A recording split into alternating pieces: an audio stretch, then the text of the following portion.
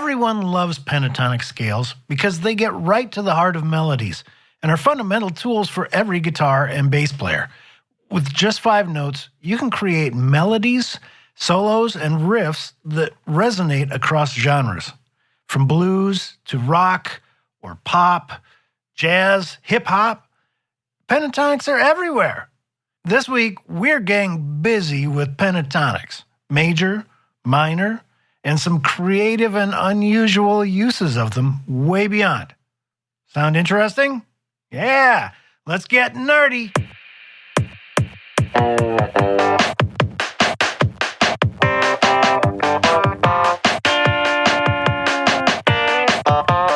I'm Andy Schneider, career musician turned guitar coach, producer, and author of over 100 books from my publishing company, Seeing Music Books.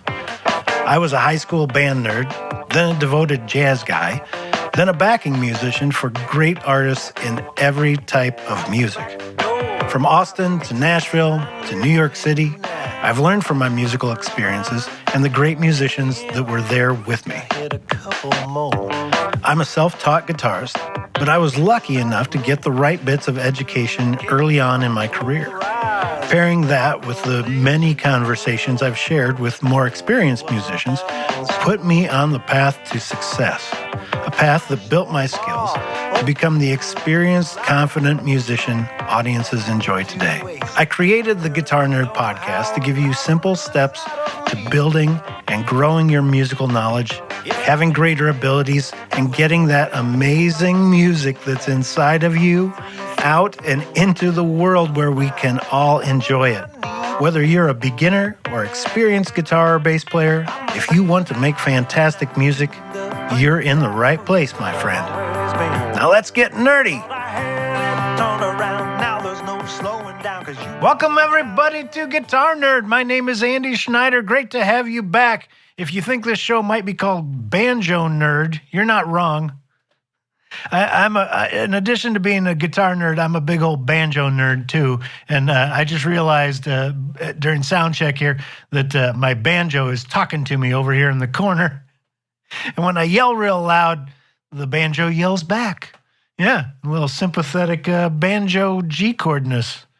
Very nice. This is the place where we talk all things nerdy, you guitar nerds, about nerdy guitar stuff and nerdy bass guitar stuff. Because I think that we guitar and bass players need to talk to each other. That's how we pass down music from one day to the next. It's been going on like that for hundreds of years. We all learn from somebody. I hope this is one of your many learning places. I'm sure you've got lots of favorites, as do I. I'm still a student. I don't know how many years. I got over 30 years, 40 years in this thing. I don't know. A lot. My whole life. Whether you're new to playing or have some experience, I hope you're going to find something here this week to energize your music. Last week we talked tech, we talked gear, we talked about amp modelers, amplifier modelers, those groovy boxes that can sound like any amp in the world, it seems. And how they do their job, like getting down to the fundamentals of like, well, what is going on inside that box that makes it so good, that makes it sound so real and convincing? Well, that's what we were talking about how amp modelers work. And I forgot to talk about my favorite use of an amp modeler. I do use amp models, both live. I take them to the stage and I use them in the studio. It's all use dependent, depends on the gig and the parameters. Do I have room for a huge amp? Will a real amp be too loud for the venue? Or is there just not time to get real gear on the stage? That's one great reason. And amp modelers can't be beat. Well, everybody has an opinion about that, but it can't be beat in terms of their value and their portability and just getting dynamite tone quick, really fast. But my favorite use of an amp modeler, I didn't even mention, it's education. I've learned more using amp models than I probably ever would have in the real world, because think of this amp modeler. Like I use I can tell you, I use a Line 6. It's an older one, sits at my feet. Trusty unit. And it's got the whole gamut, the whole variety of amplifiers that guitar players need. All the commonplace ones that are commonplace because they're so excellent, right? And then it's also got a bucket load of other things, of effects pedals and a couple pieces of studio gear. And one of the best uses I've ever found for this thing was in educating myself. What does that fuzz pedal do? What does that delay pedal do? What is the difference between an analog delay pedal and a digital one? An amp modeler will quickly show you. It'll quickly let you choose between them and hear the difference. Oh, the analog one sounds a little bit more spongy and warm and round and ushy-gushy, where the digital one is very clean and looks you in the face and tells you exactly what you played, nice and clean. It's really helpful when choosing real-world gear. Or just for going to a studio and saying, I've got this sound in my head. Here, let me quickly try to find it in the real world. So you can dial through your amp modeler as though it's a library of guitar pedals or guitar amps. And then there's even more than that. Why not experiment with, well, how does that amplifier sound if I run the EQ knob totally differently? You know, I've heard some people will turn up only the mid on the EQ and turn down the lows and the highs. Why? Why do they do that? My amp modeler can tell me without me having to go out and get that real world amp. That's super handy unless you live in a guitar store. Or, I don't know, Iron Man, Richie Rich, you got a room full of cool amplifiers. Don't you think Iron Man would have had a cool basement full of amplifiers? Why did we never see that? We only saw the fancy cars. He had to have had a guitar room, right? Does anybody know the answer to this? Maybe I'm in the dark. Anyway, I'm burning valuable nerd time.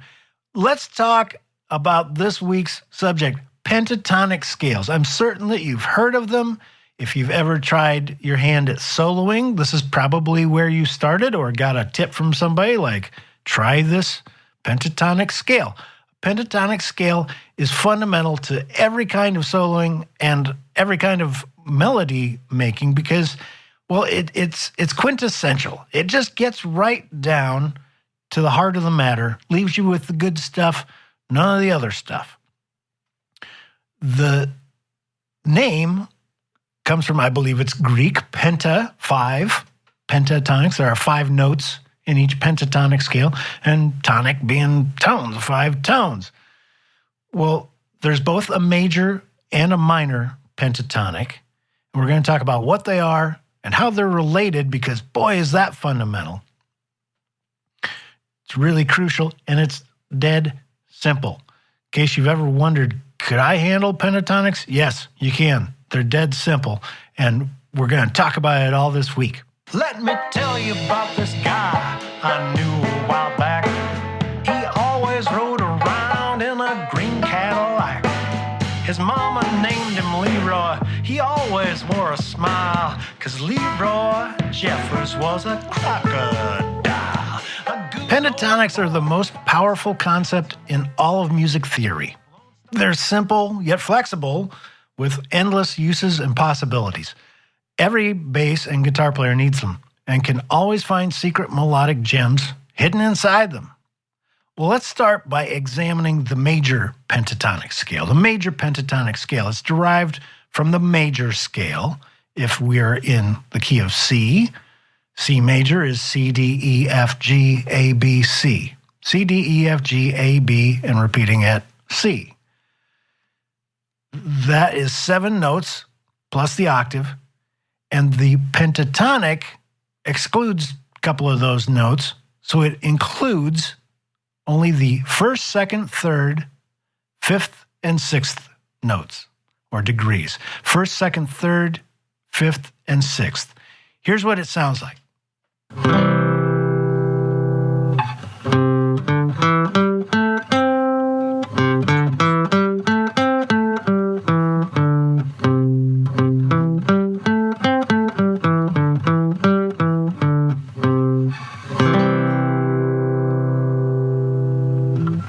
Well, that's very nice, right? Everything seemed to go together. There's no bad notes. You can play those in just about any order and be pretty satisfied with your melody. Well, there's also a minor pentatonic. This gets used more in rock music, I would say, and it is derived from the natural minor scale, not from the major scale, from the minor scale, minor pentatonic. It includes the first, third, fourth, fifth, and seventh degrees. First, third, fourth, fifth, and seventh. 1, 3, 4, 5, 7. Here's what it sounds like.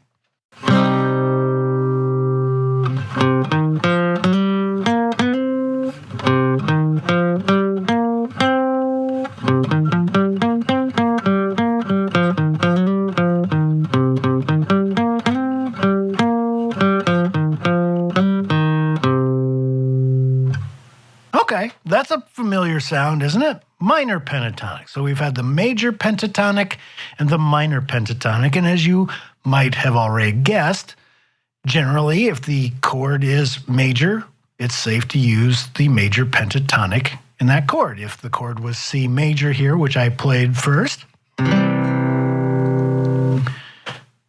I would use a major pentatonic scale and solo over it. Makes it nice and concise. Everything works, and every note that you choose sounds great. Conversely, minor chord, minor pentatonic. Makes sense. Super easy to memorize, and you can kind of transpose things very easily by identifying that shape on your fretboard. Bass players already know this stuff because almost every bass line is made up of a pentatonic scale. Whether the song is in major or minor, bass players are walking those scales all over the place. Now, you may have heard me mention on this show before that the pentatonic scales are related. Major and minor pentatonics, while major is 1, 2, 3, 5, 6, and minor is 1, 3, 4, 5, 7, they sound like they couldn't be any more different. But the secret of pentatonics is that they are the same scale. They're the same intervals between notes, just in a different order. Now, check this out. In C major, my major pentatonic is C, D, E, G, A. C, D, E, G, A. And in the key of A minor, which is the relative minor of C major, if you're keeping score at home, in A minor, the notes are A, C, D, E, G, A.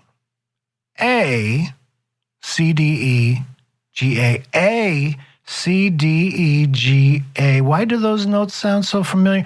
Because they're the same as the major scale, C, D, E, G, A. Remember again, major pentatonic, C, D, E, G, A. Minor pentatonic in the key of A minor is A. We're going to start on the A, and then it goes C, D, E, G, repeating on A. They're the same notes, just started in a different place. Picture it like a wheel. Sometimes you can, like a clock. Sometimes you could imagine 12 hours being from 12 to 12. And other times, 12 hours is from 3 o'clock around to 3 o'clock, right? It's just like that. Same circle, same notes, different order. And it's that awesome relativity. It's that awesome connectedness that we're going to use in a very creative way when we nerd out next.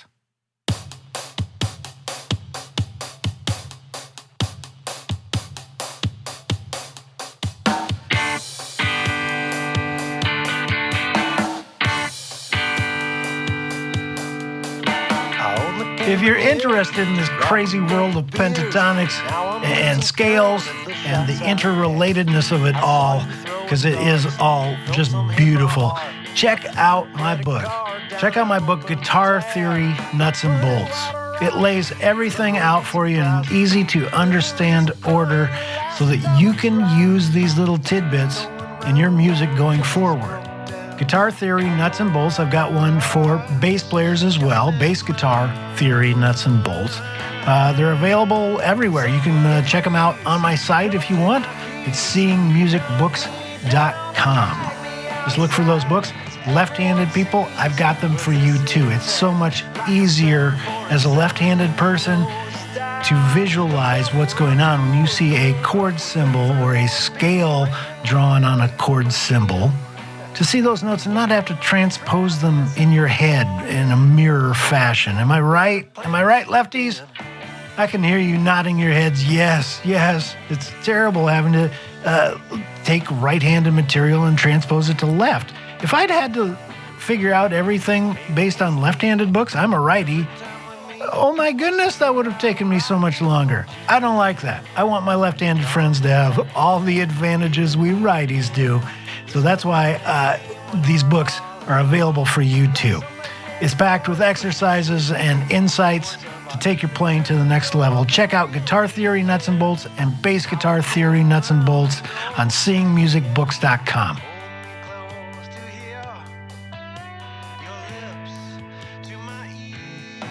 Well, we've come to that point in the show when it's time to nerd out.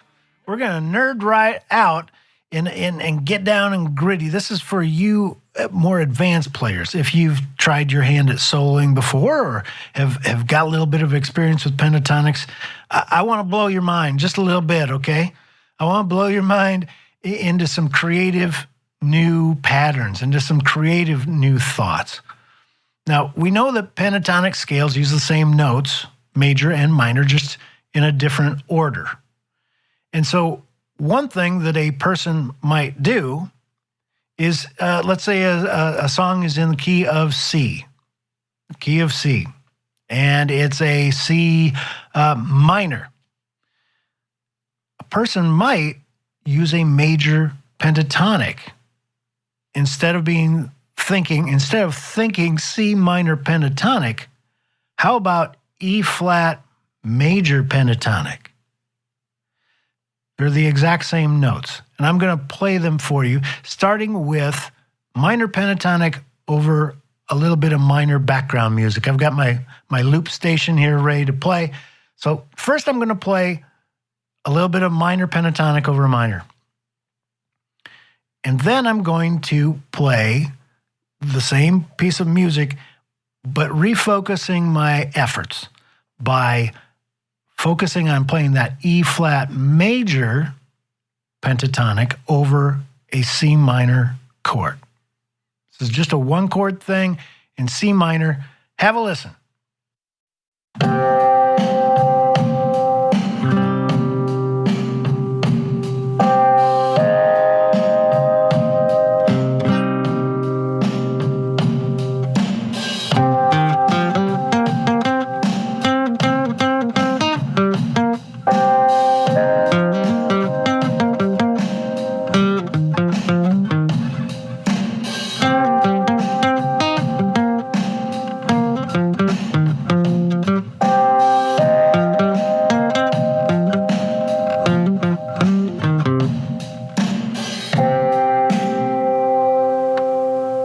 Okay, that was a C minor pentatonic played over a C minor chord. Pretty cool, pretty standard.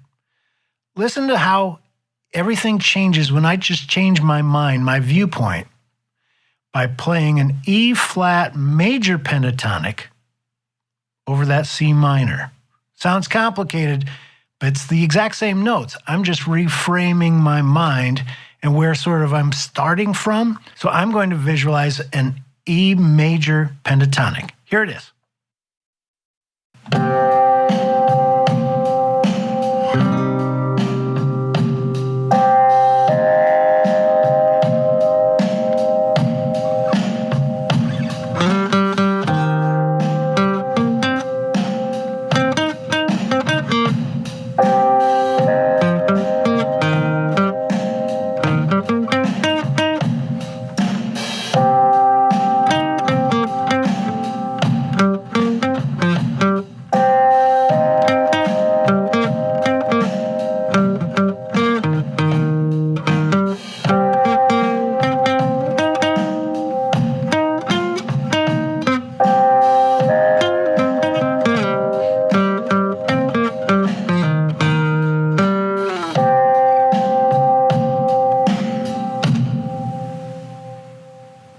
Okay, that was different, right? Sort of didn't end up hovering on the root on C as much. And it's just because I started or I visualized my scale in a different way. Same notes, visualized it, and started in a different place. I started thinking I'm playing in E flat major. The result sounds great, and it's just sort of a little mental trick that I use to refresh my brain and refresh my ears and give me a little bit different or more unusual tonal center. Now, here's another approach a person could use to liven up a minor solo. Again, let's imagine the song is in C minor and just kind of hangs out in one chord for quite a while. So I've got to do something to kind of keep our ears on their toes, our little toesy ears. So what if I play an F minor pentatonic in place of that C minor pentatonic?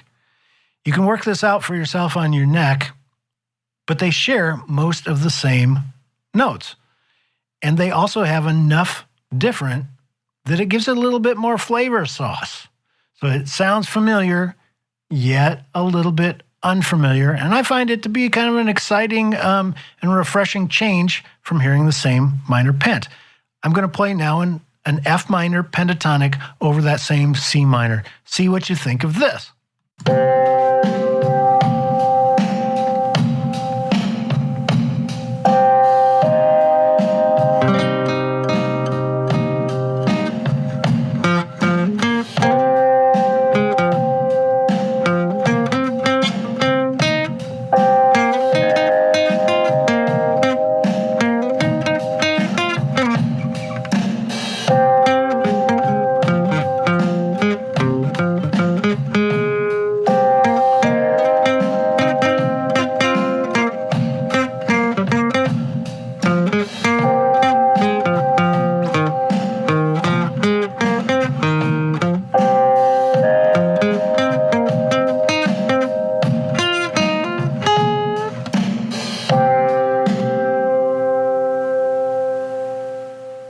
Well, that's certainly different. That wasn't the same. It might be the right choice for the song. It might not. Let's do a different one. This time, I'm going to play a G minor pentatonic over the C minor song. Here's a G minor pentatonic.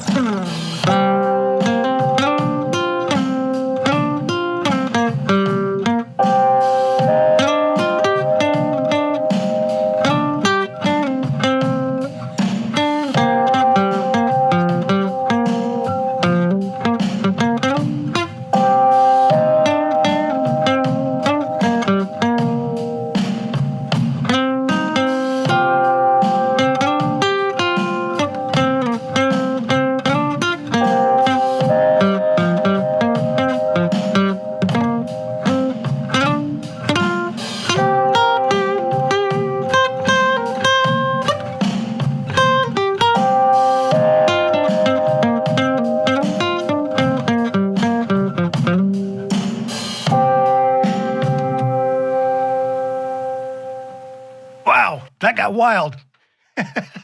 You get the idea. That is not the same vanilla that we started with by playing a C minor pent over the C minor.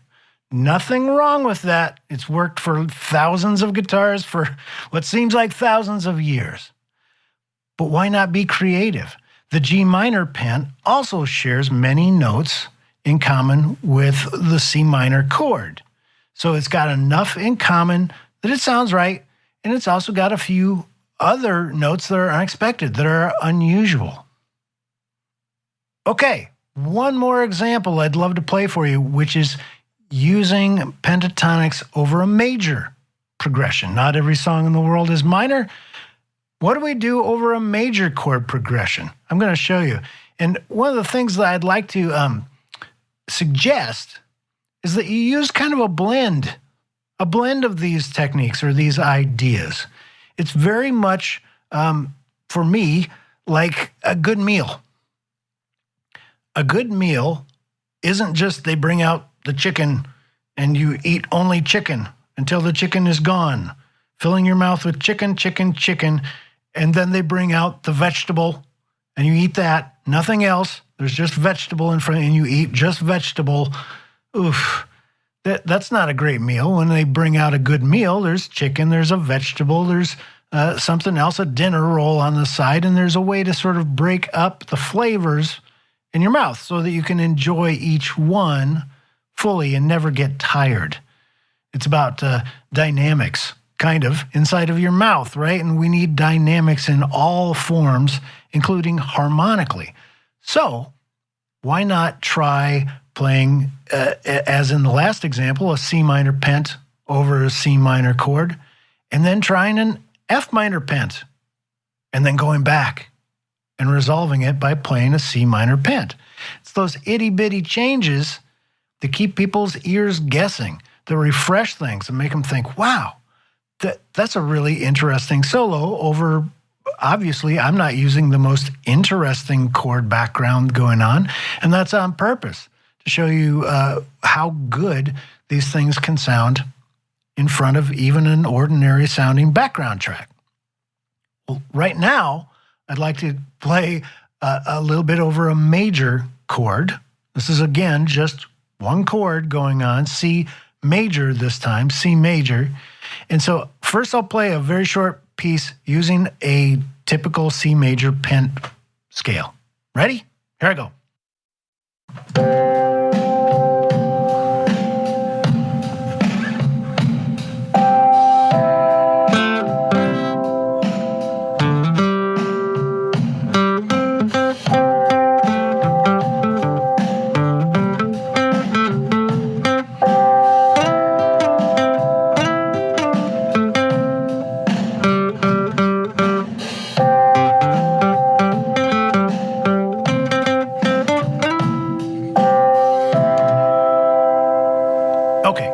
Get the idea there, what's going on. Instead of playing only that pentatonic, I'm going to start by playing something pretty off the wall, if you will.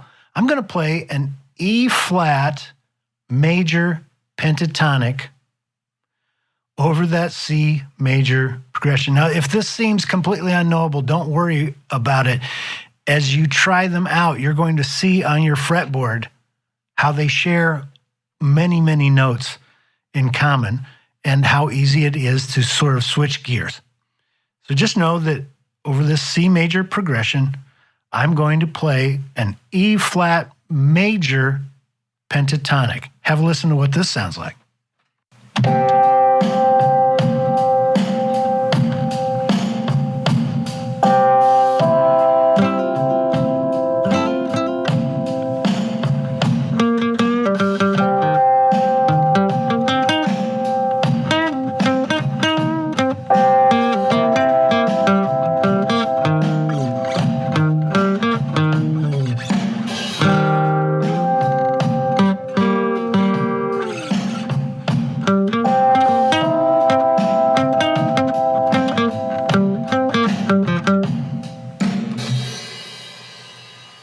And now for the bit of setting the table and serving a more proper meal, which is going back and forth between the two concepts.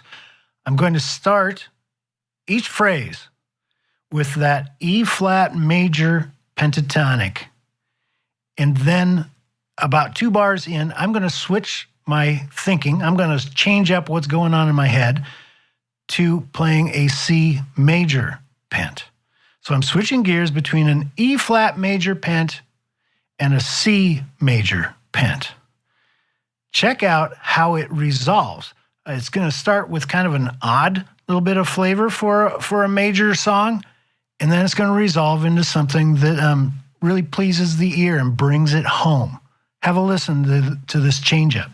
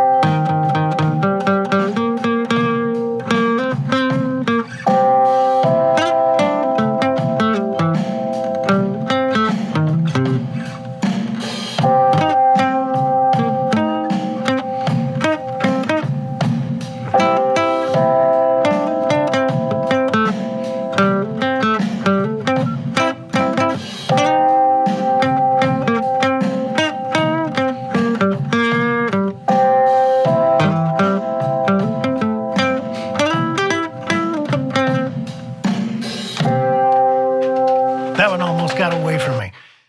That was fun. And did you hear how I would start with that one sort of sound? That's the E flat pent, E flat major pent, and then I would play the C major pent. Now, if you're a more experienced jazz player, I know that you're sitting there saying, Andy, you're just playing a C minor pent and then a C major pent and then a C minor pent and a C major pent. That's true. It's true. That's one way to look at it. Remember, pentatonics are kind of like a wheel or a clock. Depends on how you view it. Depends on how you view it. So rather than think C minor pent, then C major pent. C minor pent, then C major pent. I could have taken that approach, but I didn't, because when I think like that, I tend to gravitate towards the root. Most of us do. For some reason, that root just pulls our fingers and our ears right down to it. And that would be an awful lot of hearing the note C, C, C, C, C. So instead, I kind of shift gears and shift the gravity to that E flat, to E flat major pent. So E flat major pent and C minor pent are the same scale. Two ways of looking at it, or two ways of talking about the exact same notes. But something about refocusing it and not saying C minor pent, but saying E flat major pent kind of makes our brains work in a little bit different way.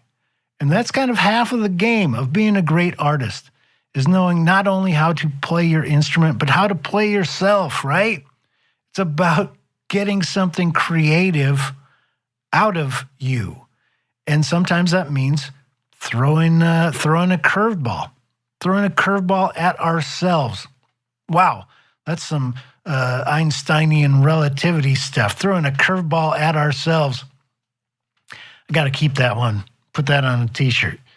Anyway, give that a try this week. Maybe lay down like I did. Lay down a really simple one-chord riff and then try different pentatonics over it. Get creative. See what works and what doesn't.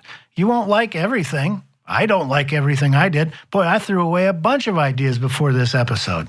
Yeah, because I just didn't like where they went. But I like these over the minor chord. So C minor, try an F minor. Try a G minor pent. That's the fourth or the fifth scale degrees of that minor scale. Try a minor pent built on those. If you're in major, try playing a major pent in C, play it over C. And also play it over E flat and see what you think. It's really fun and a great place to begin this concept. And the concept that we've been talking about here is sort of one of substitution. It often gets used in jazz lingo or parlance. In the jazz vocab, this might be called a substitution. You're substituting one sonority, one set of notes for another. Sometimes it's one chord for another, and jazz theory gets really deep into that sort of stuff. Have fun experimenting with pentatonics and see what hidden gems and melodies you find inside them for your music this week.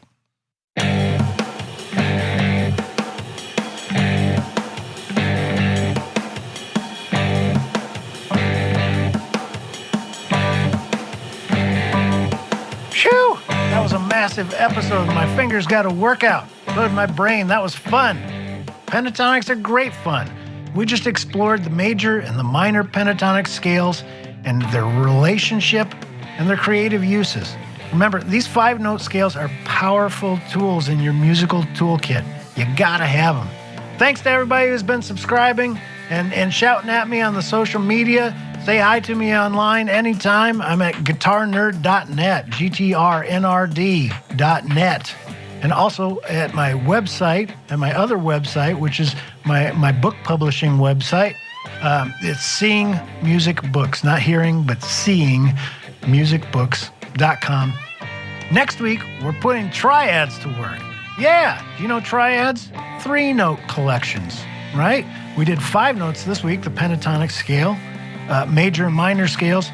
Well, there's 7 notes, 5 is easier than 7. What's easier than 5? Yep, 3. We're doing triads this week, major, minor, augmented. It's an amazing bit of architecture that goes into that music is.